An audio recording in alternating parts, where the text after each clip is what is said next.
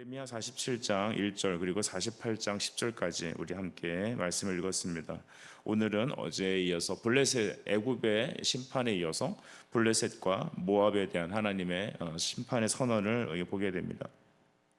우리는 계속해서 보니까 하나님께서 열방을 다시로 통치하시는 만유의 주시다라는 것을 고백하지 않을 수 없습니다. 전 세계의 왕은 패권국이 아니라 우리 하나님이십니다. 이 땅의 모든 재물, 재정, 모든 것의 힘과 원천은 우리 하나님이시죠. 그가 세상을 창조하셨고 또한 통치하시고 섭리하십니다. 회복하십니다. 그래서 우리는 이 사실을 기억할 때 우리의 나라, 또 우리의 회사, 학교, 가정, 우리의 가정, 또 우리가 각 개인의 모든 삶은 하나님께 맡기는 것이 가장 지혜로운 것인 줄 믿습니다. 왜냐하면 그가 만드셨고 다스리기 때문입니다. 하나님께서 그렇다면 오늘 블레셋과 모압을 왜 심판을 선언하십니까? 하나님은 불의한 분이 아니시죠. 하나님은 변덕이 죽글룩과 같은 그런 인간들의 마음과 같지 않습니다. 변덕스러운 인간의 모습이 아닌 바로 하나님은 그의 공의와 정의로 세상을 다스리시는데, 그 블레셋과 모압이 하나님 앞에 범죄의 양이 찼기 때문에 어떻게 보면 물이 끓는 점을 우리 임계점이라고 하지 않습니까? 하나님이 계획하신 인내하시는 그 점이 찼기에 그들을 향하여 심판하시겠다고 하셨습니다. 하나님의 심판은 때로는 잔인합니다. 하나님의 심판은 정말로 두려운 것입니다. 하지만 그 심판은 반드시 심판으로만 끝나지 않습니다. 죄는 죽이고 영은 살리시는 것, 하나님의 의로운 자들은 살리시는 것, 그것이 바로 우리 하나님의 목적이죠. 심판하셔서 회복하시는 것.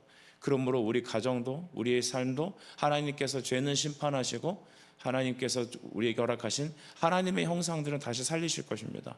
이것을 기억하면서 우리가 하나님 말씀 앞에 나아갑시다. 우리 2절 말씀 보면 블레셋의 멸망에 대한 말씀이 있죠.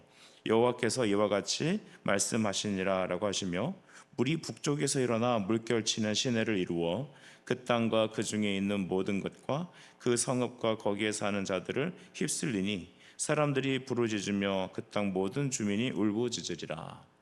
이 모습을 보니까 마치 노아의 홍수 때 같은 그런 생각이 떠올리기도 하고, 북쪽에서 물이 일어난다는 사실을 봤을 때 그것은 메소포타미아에서 발행한 바로 이 바벨론 군대를 상징할 수 있습니다. 심판이 얼마나 두려운지 그 모습을 다음과 같은 글로 표현하는 것이죠.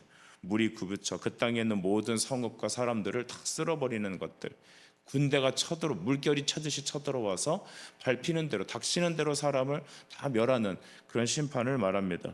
그렇습니다, 여러분. 하나님 바벨론을 당신의 심판의 도구로 쓰시는 것입니다.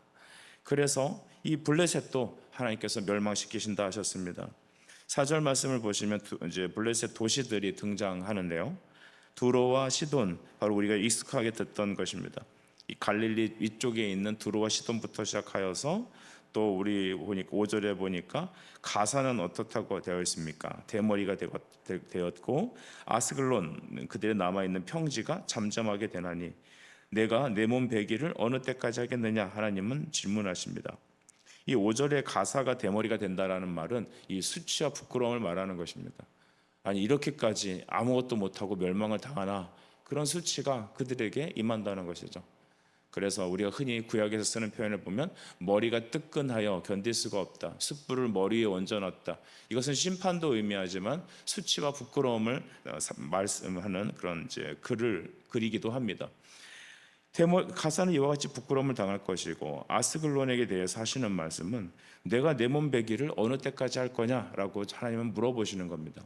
이 몸을 벤다는 것을 봤을 때 우리는 이들이 그 블레셋의 신들에게 신접을 위해서 자기 몸을 해하는, 자해하는 모습을 우리는 볼 수 있는 거죠. 우리가 이렇게 요즘은 그런 게 나오면 안 되는데 TV나 영화 같은 데 보면 이제 무당이 구슬하는 것, 점을 보는 것, 신접하는 모습들을 그대로 노출 없이, 그러니까 노출되는 그런 과정들이 많은 것 같아요. 그런 것들도 우리가 굉장히 주의해서 봐야 합니다. 그래서 그런 사람들을 보면 자기 몸을 해합니다.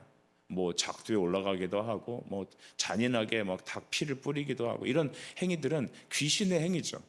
그래서 이 블레셋에 있는 사람들도 그들의 신과 신접하기 위해서 이 미신의 풍속을 계속하여서 하나님을 찾지 않고 헛된 신을 찾고 있었던 것입니다.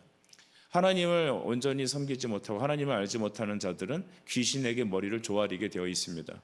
우리 한국에 요새 무당들이 성행하죠. 21세기 첨단 과학 시대에 오히려 등장하는 것은 무속신앙이 더 강하게 됩니다. 그것은 바로 이 땅에 있는 생활이 얼마나 여러분 허망하고 또 각박한지를 보여주는 것이죠. 저희 처가댁에 먼저 돌아가신 어떤 어른이 계신데, 그분이 살아계신 전에 목회자로 안수받은 저에게 이런 얘기를 했습니다. 송 목사, 앞으로 목회하는 날이 힘들고 세상은 더 각박해질 거야. 목회하기 힘든 시절이 많이 왔다고 얘기들 하지. 예, 맞습니다. 그런데 이렇게 얘기하시더라고요. 그런데 오히려 그것은 교회에겐 기회일 수 있어 라고 말했습니다. 저는 왜 이렇게 얘기하시나 생각을 했습니다. 얼마나 세상 사람들이 각박하고 힘들고 답이 없으면 그 허망한 귀신에게 머리를 조아리고 어떻게든 살아보려고 발버둥치는 거 아니겠습니까? 경제적으로 부흥은 했지만 우리 마음속에 여러분 안식은 없고 위로는 없고 강팍해지고, 그래서 정신적인 질병은 더 늘어가는 거 아니겠어요? 약물로도 치료가 안 됩니다. 돈으로도 해결이 안 됩니다. 교육으로도 고쳐질 수가 없습니다. 여러분, 그래서 교회는 이 땅의 희망인 것입니다. 세상이 더 각박할수록 사람들은 공허하고 사람들은 갈 바를 알지 못하여 헛된 것에 머리를 조아릴 것입니다. 하지만 하나님의 교회는 주께서 부르시는 사람들로 인하여 다시 영원히 살아나고, 하나님의 교회는 날마다 믿음의 사람들로 채워질 것입니다. 우리 이것을 기대하며 기도합시다. 이 몸을 베며 살아남기 위해서 귀신에게 머리를 조아렸던 이 블레셋 사람들에게 하나님은 예레미야의 메시지를 통하여 경고하십니다. 어느 때까지 그러겠느냐? 여호와께 돌아오라는 것입니다.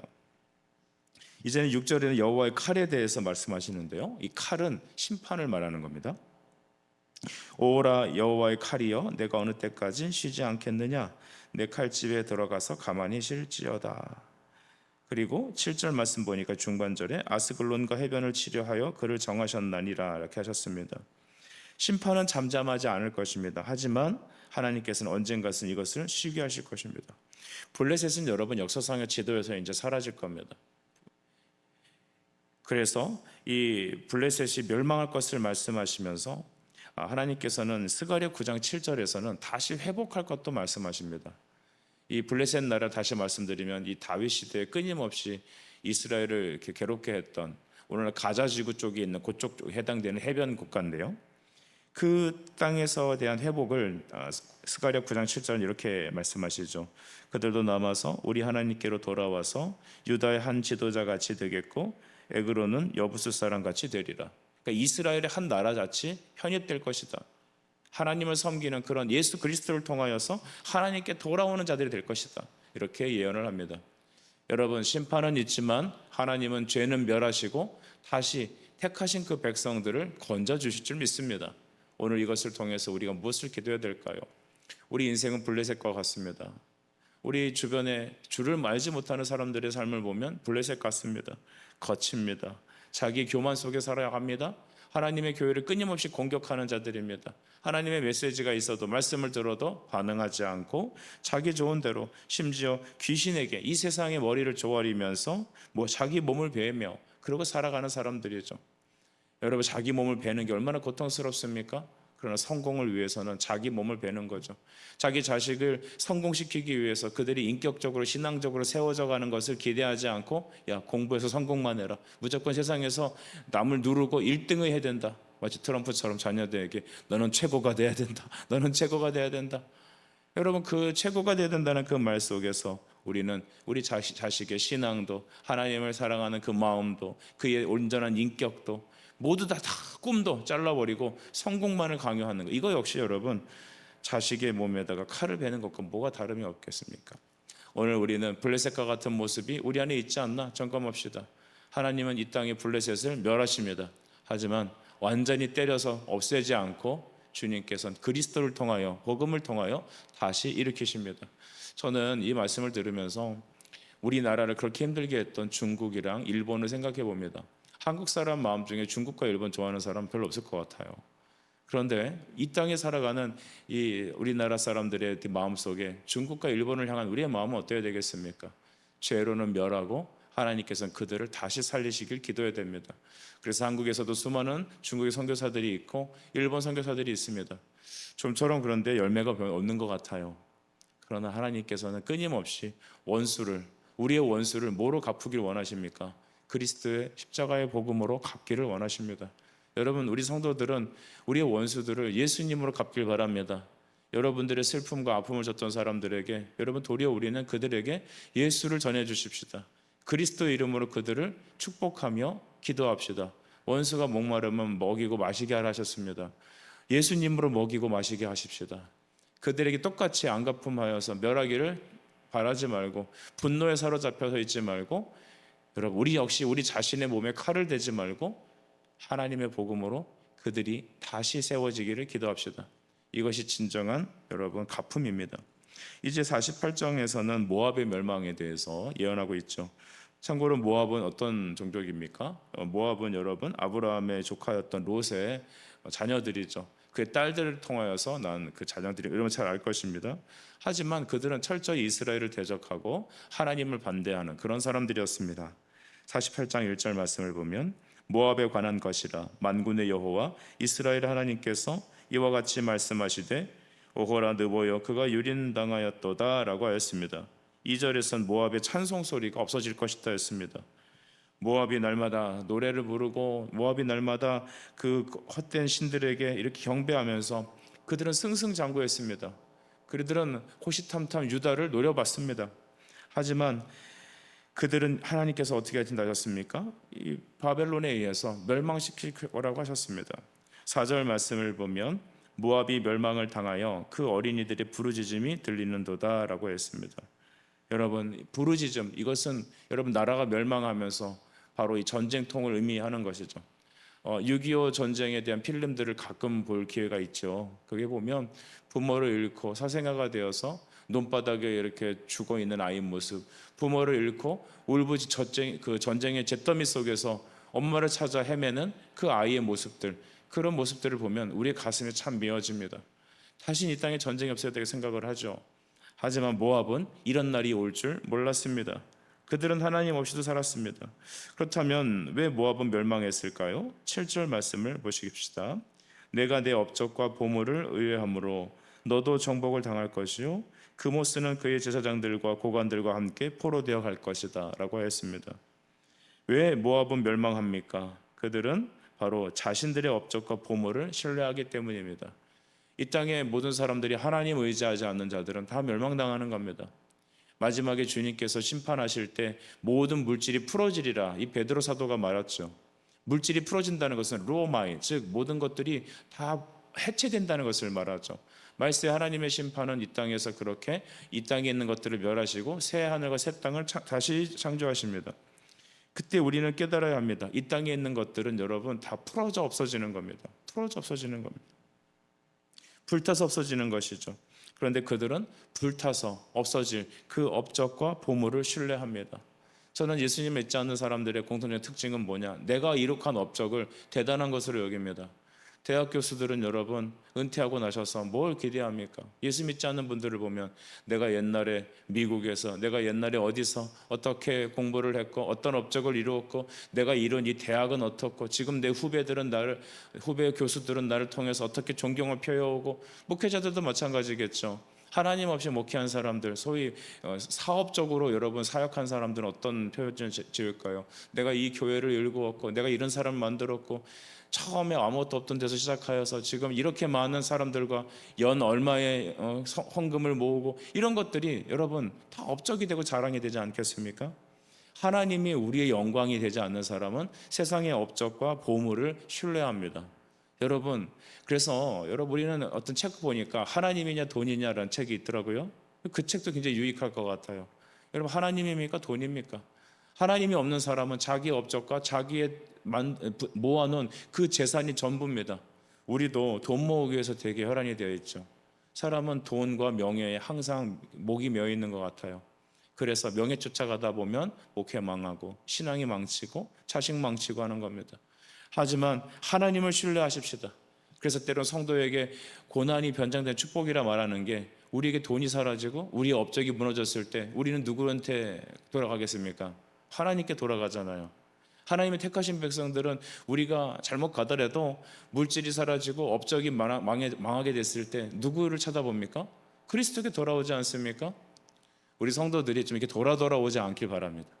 좀 오늘이라고 하는 날에 하나님 말씀을 깨닫고 주께 엎드렸으면 좋겠습니다. 가만 보면 사람은 좋게 말하면 잘 안 듣는 것 같아요. 이 죄성 때문에 돌아 굽이굽이 돌아서 망하고 찢기고 매맞고 다 잃어버리고, 그때 마지막 판에 가서 천부여 의지 없어 손 들고 옵니다.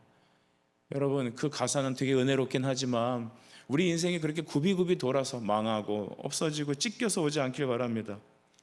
모압은 이와 같이 자신들의 업적과 보물을 하나님처럼 섬겼던 것입니다. 특별히 그들에게는 그모스라고 하는 신이 있었어요. 여러분, 그모스 들어보셨나요? 그모스는 인신 제사를 드리는 그런 모압의 신이었습니다.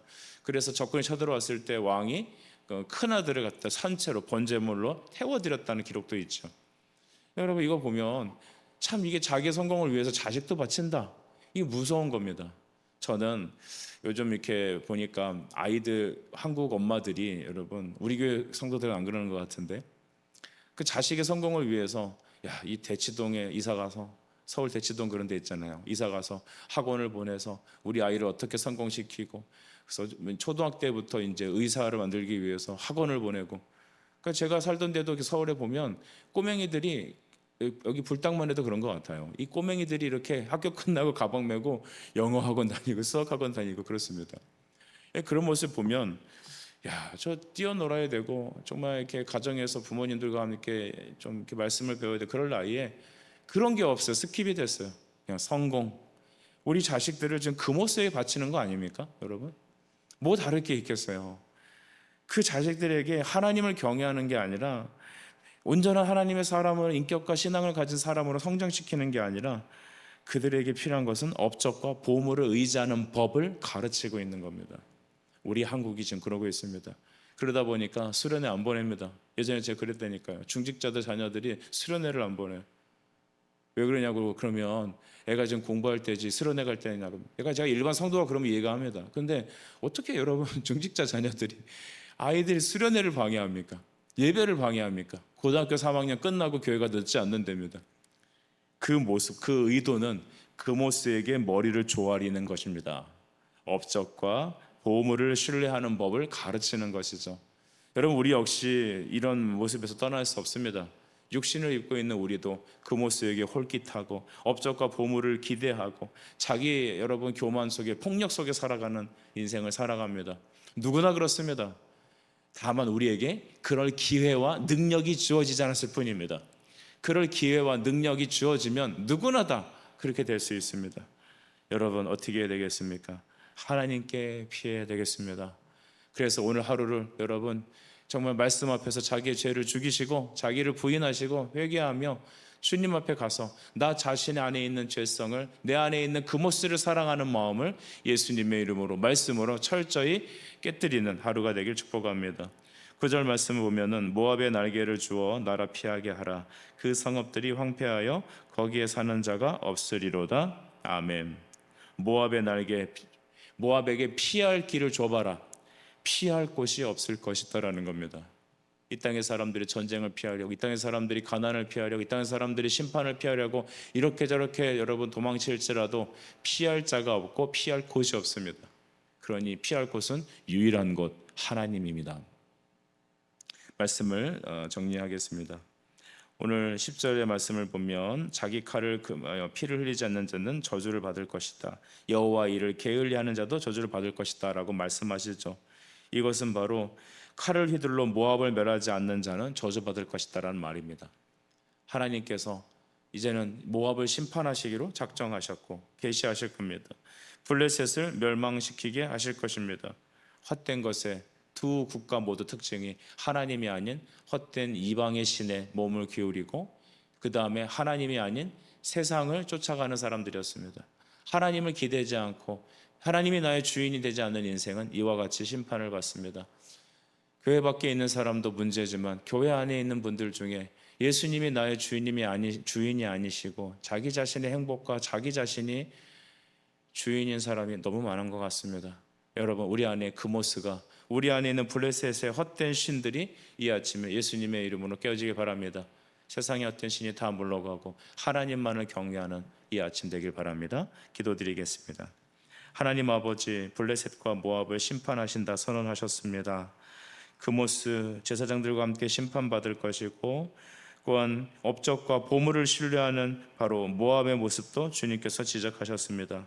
주님, 내 안에 있는 그모스가, 내 안에 있는 모압의 모습이, 내 안에 있는 블레셋의 모습이 이 시간 십자가 앞에 못 박혀 죽게 하여 주시고, 하나님 아버지, 주님께서 주께로 돌이키고 새 생명을 누리는 우리 모든 성도들 하루가 되어지도록 은혜를 허락하여 주시옵소서. 예수님의 이름으로 기도드립니다. 아멘.